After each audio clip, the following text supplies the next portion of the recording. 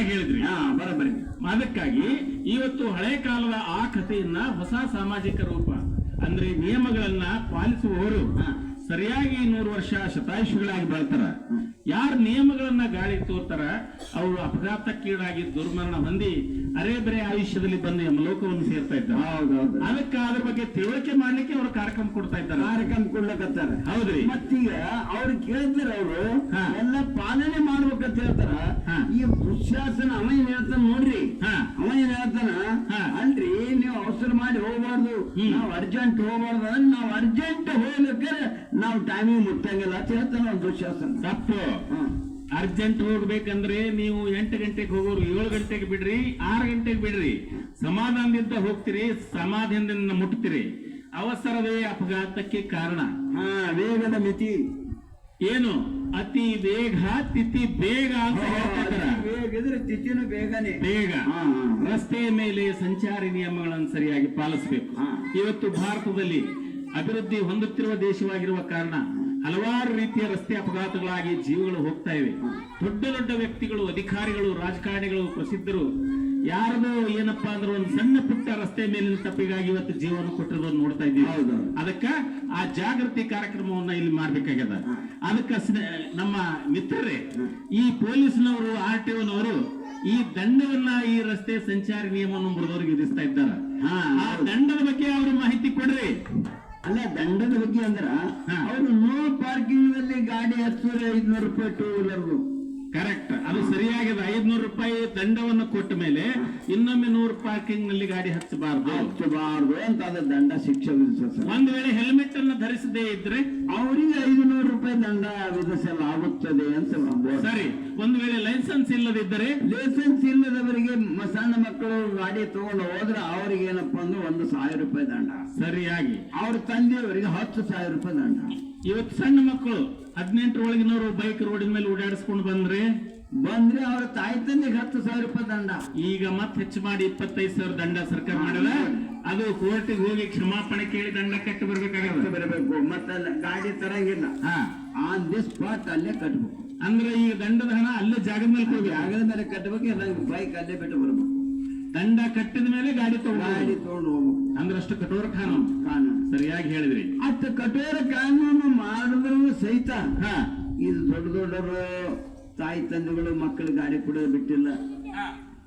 Accident ಆಗಿ ಯಾಕೆ ವೇಗದ ಮಿತಿ ಒಂದು ಸ್ಟೈಲ್ ಮ್ಯಾಗ ಹೋಗೋದು, ಒಂದು ಸ್ಟೈಲ್ ಹಿಂಗ್ ಮಾಡೋದು, ಮೊಬೈಲ್ ಮಾತಾಡ್ಕೊಂಡು ಅಂದ್ರೆ ಆ ಬಗ್ಗೆ ಗಾಡಿ ಹಿಂಗ್ ತಗೊಂಡು ಅವು ಕುಂಡೆ ಮ್ಯಾಕ ಗಾಡಿ ಮನುಷ್ಯನ್ ತಿಳಿತಾಕ ಅಂತ ಗಾಡಿ ಹಿಂಗ್ ಸೀದಾ ಗಾಡಿ ತಂದ್ರೆ ಕೂಡ ಕೊಡಂಗಿಲ್ಲ. ಕೂಡ ಹಿಂದೆ ಯಾರು ಕೂತ್ರು ಅವ್ರ ಮೇಲೆ ಬೀಳುತ್ತೆ. ಅಂದ್ರೆ ಮಲ್ಕೊಂಡ್ ಬರ್ಬೇಕು, ಹಿಂಗ್ ಮಾಡ್ಕೊಂಡು ಹೋಗ್ಬೇಕು. ಅಂದ್ರೆ ಗಾಡಿ ಹೈಟೆಕ್ ಎಕ್ಸ್ಟ್ರೀಮ್ ಬೈಕ್. ಅದ್ಯಾವ ದಪ್ಪ ಟೈರಿನ ಬೈಕ್. ಅದು ಮಕ್ಕಳು ಏನ್ ಮಾಡ್ಲಕತ್ತಾರ ಈಗ ಸಣ್ಣ ಸಣ್ಣ ಮಕ್ಕಳು ತಮ್ಮ ನಗ್ತಾನ ಅವ್ರ ಅಪ್ಪನ ಅದೇ ಹೇಳಿರ್ಬೇಕು. ಯಾಕಂತ ಕೇಳಿದ್ರೆ ಗಾಡಿ ಕೊಟ್ರೆ ಕಾಲೇಜ್ಗೆ ಹೋಗ್ತೀನಿ, ಎಲ್ಲರೂ ಹೋಗಂಗಿಲ್ಲ. ಮತ್ತ ತಾಯಿ ತಂದೆ ಆಶೆ, ಅದಕ್ಕೆ ಅವ್ರ ಏನ್ ಮಾಡ್ತಾರೆ, ಏನೇ ಮಾಡಿ ಊರ್ ಹಾಕೊಂಡು ಗಾಡಿ ಕೊಟ್ಟು ನನ್ನ ಮಗ ಡಾಕ್ಟರ್ ಆಗ್ತಾನ, ಇಂಜಿನಿಯರ್ ಆಗ್ತಾನ, ಅಕ್ಷರ ಆಗ್ತಾನ, ಅದು ಆಗ್ತಾನ, ಇದು ಆಗ್ತಾನ, ಮುಂದೇನೋ ಎಂಡೆ ಬೆಳೆನೇ ಆಗ್ತಾನ. ಅದಕ್ಕೆ ಮಾಡಿದ್ರೆ ಅದು ತಿಳ್ಕೊಬೇಕಾದ್ರೆ ಅದು ತಿಳ ಸಲುವಾಗಿನೇ ಇದು ಕಾರ್ಯಕ್ರಮ, ಮರ್ಯಾದ ಕಾರ್ಯಕ್ರಮ. ಮತ್ತೆ ವೇಗದ ಮಿತಿ ಎಲ್ಲಿರಬೇಕು, ಹೆಲ್ಮೆಟ್ ಅನ್ನು ಧರಿಸಿರ್ಬೇಕು, 18 ವರ್ಷ ತುಂಬಿರ್ಬೇಕು, ಲೈಸೆನ್ಸ್ ಅನ್ನ ಹೊಂದಿರಬೇಕು. ಮತ್ತೇನಪ್ಪಾ ಅಂದ್ರೆ ಗಾಡಿ ಸುಸ್ತಿಲಿರ್ಬೇಕು. ಬೈಕ್ ನಡೆಸುವಾಗ ಯಾವುದೇ ಟೆನ್ಷನ್ ಇರಬಾರ್ದು, ದೊಡ್ಡ ಗಾಡಿ ನಡೆಸುವಾಗ ಟೆನ್ಷನ್ ಇರಬಾರ್ದು. ಗಾಡಿ ನಡೆಸಬಾರ್ದು ಟೆನ್ಷನ್ ಇದ್ದಾಗ. ಒಬ್ಬನೇ ದೂರ ಇತ್ತು, ಲಾಂಗ್ ಟೂರ್ ಇತ್ತುಪ್ಪ ಅಂತಂದ್ರೆ ಕನಿಷ್ಠ ಡ್ರೈವರ್ 8 ಗಂಟೆ ನಿದ್ದೆ ಮಾಡಬೇಕು. ಸರಿಯಾದ ಪ್ರಶ್ನೆಗೆ ಉತ್ತರ ಕೊಟ್ರಿ. ಅಂದ್ರೆ ನಿದ್ದೆಯು ಕೂಡ ಅವಶ್ಯಕವಾಗಿದೆ. ನಿದ್ಯವಾಗಿ ನಾವು ಬೈಕ್ ನಡೆಸುವಂಗಿಲ್ಲ, ಗಾಡಿ ನಡೆಸಿದ್ರೆ ಮುಂದೆ ಗೊತ್ತದೆ ಕರೆ. ಸರಿ, ಕರೆಕ್ಟ್. ಕುಡಿದು ಗಾಡಿ ನಡೆಸಬಾರದು, ಟೆನ್ಷನ್ ಅಲ್ಲಿ ಗಾಡಿ ನಡೆಸಬಾರದು.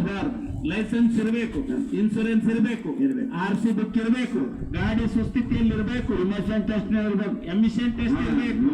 ಮಳೆ ಬಂದಾಗ ಜಾಗರೂಕತೆಯಿಂದ ನಡೆಸಬೇಕು, ಇರಬೇಕು. ಲೈನ್ ನಡೆಸಬೇಕು. ಮಂಜು ಬಂದಾಗ ಜಾಗರೂಕತೆಯಿಂದ ನಡೆಸಬೇಕು. ಹಾಕೊಂಡು ಹಚ್ಕೊಂಡು ಹೋಗ್ಬೇಕು. ಗಾಡಿ ಮೇಲೆ ಟಿಬಲ್ ಸೀಟ್ ಕೂಡಬಾರ್ದು. ಟಿಬಲ್ ಸೀಟ್ ಕುಟ್ರೆ ಏನಾಗ್ತವ್ರಿ? ಟಿಬಲ್ ಸೀಟ್ ಕೂತ್ರೆ 2,500 ದಂಡ.